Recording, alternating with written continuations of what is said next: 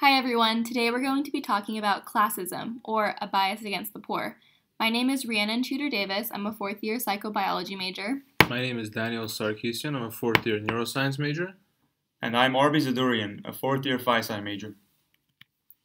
Today we're going to be talking about the history of the bias, its relevance to society, including some real life examples, the neurobiology involved in creating these biases, and some implications to society, including ways we can combat this bias.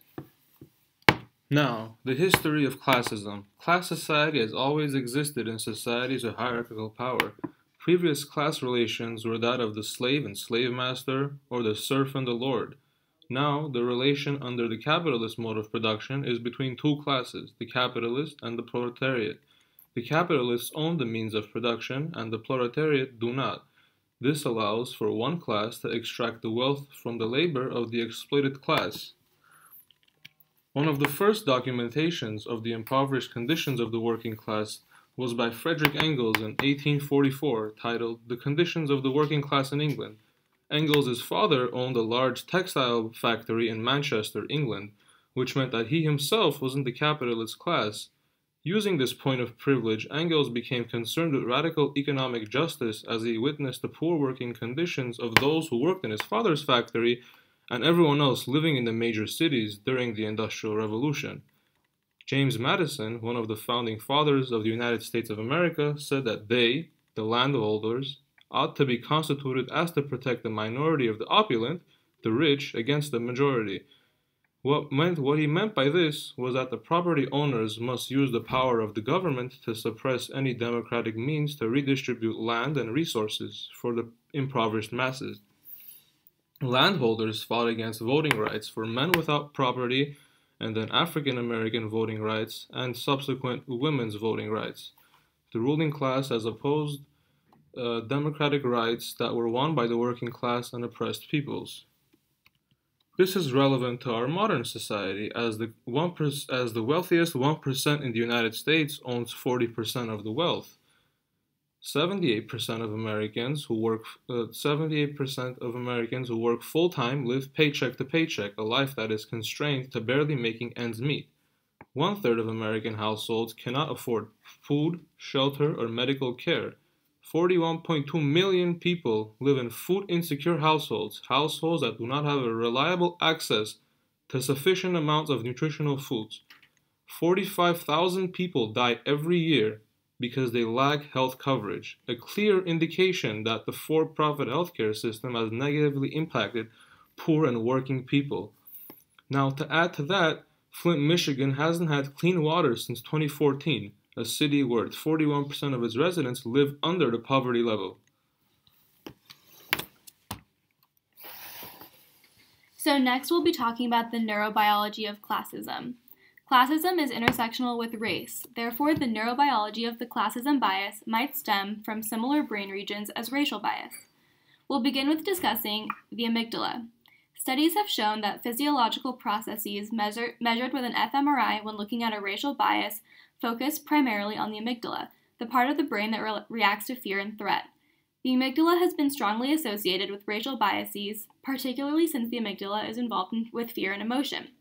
To further support this, trustworthiness ratings are correlated with activity in the amygdala, which is also involved in evaluation. The amygdala's responsivity to race is likely the result of a developmental process in which the amygdala acquires emotional knowledge learned over development. The amygdala is certainly involved in racial bias formation and therefore may play a role in biases involving class perception and social standing due to the intersectionality of our society and its effect on social status. The amygdala isn't the only brain structure involved in classism. One strong contender based on our research is the prefrontal cortex. This structure is known for its top-down processing and its influence on decision-making and moderating social behavior. The ventromedial prefrontal cortex is correlated with the status-based evaluations of others, and therefore also most likely plays a role in classism. A research study using fMRI from 2014 investigated the ventromedial prefrontal cortex activity during impression formation of individuals with varying social status. Participants were presented with photographs of faces paired with a colored background, indicating their lower same or higher financial status or lower same or higher moral status. Participants were asked to form an impression of the targets, but were not instructed to explicitly evaluate them based on social status. Analysis revealed that there was a preferential response to targets based on moral status and also financial status. Basically, this study indicated that targets paired with the same financial statuses were judged to be the most likable, showing that the ventromedial prefrontal cortex most likely will play a strong role in classism and evaluation of social status.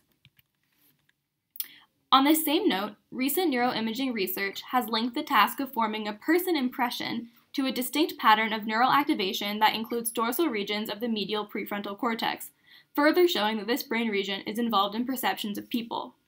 Results from a research study demonstrated that activation in an extensive region of the dorsal medial prefrontal cortex was greater for impression formation of other people than for all other trial types, which were composed of inanimate objects, suggesting that this region specifically indexes the social cognitive aspects of impression formation. These findings emphasize the extent to which social cognition relies on distinct neural mechanisms in the prefrontal cortex. The orbitofrontal cortex also plays a role. In comparison with the amygdala, this cortex seems to support more complex and flexible evaluative representations that are more directly applicable to the intricacies of social behavior.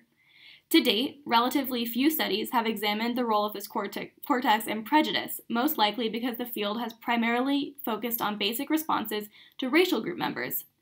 However, findings from studies that we researched are generally consistent with the orbitofrontal cortex's proposed role in complex evaluations of people based on group membership, beyond its potential role in implicit racial attitudes.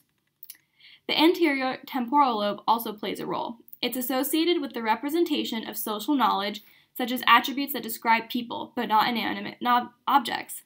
The dorsal part of the ATL, which is implicated more specifically in the representation of social objects, so people, is densely interconnected with the regions of the medial prefrontal cortex that are associated with trait judgment and impression formation mentioned earlier. This suggests that social information represented in the anterior temporal lobe is selected into the medial prefrontal cortex to support the process of social cognition. A contrast of brain activity between social and non-social conditions revealed that ATL activity was uniquely activated during stereotype-relevant judgments of social categories. These social stereotypes are stored in the ATL and may influence trait impression processes associated with the dorsal medial prefrontal cortex activity. The application of stereotypes to behavior seems to involve regions of the lateral prefrontal cortex that are associated with goal representation and response inhibition. Together, the structures in this network may support the storage, activation, and behavioral expression of social stereotypes. To conclude the neurobiology, many brain regions probably play a large role in determining a class wealth bias, including the amygdala, prefrontal cortex, orbital frontal cortex, and the anterior temporal lobe, along with many more. An interesting study in 2016 was conducted looking at the public's view on welfare. A diverse group of people were asked, in general, do you think that welfare benefits give poor people a chance to stand on their own 2 feet and get started again? Or do you think they make poor people dependent and encourage them to stay poor? A majority of whites see government anti-poverty efforts contributing to poverty's permanence, saying that benefit programs make poor people dependent and encourage them to stay poor. When blacks answered this, they disagreed, saying that the government help mostly allows poor people to stand on their own 2 feet and get started again. The poor people themselves divided evenly on the question, whereas Latinos leaned closer to the skeptical view about government programs expressed by white Americans. So what can we do to combat this bias? Well, first off, we can cultivate awareness of our bias. Taking time to stop and understand our bias can help improve our everyday interactions with others. It can decrease our sense of unease in contexts where there are people of lower class, and even help us make better decisions in our lives. Another way that we can combat this bias is to expose people to counter-stereotypic examples of group members. This would involve, for example, showing someone a movie about a lower-class immigrant in America who one day graduates from the David Geffen School of Medicine. This would introduce a new perspective on lower-class people that viewers would not have previously had.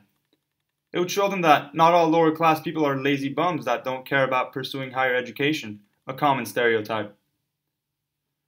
This leads us into the next piece of advice for debiasing ourselves: empathy.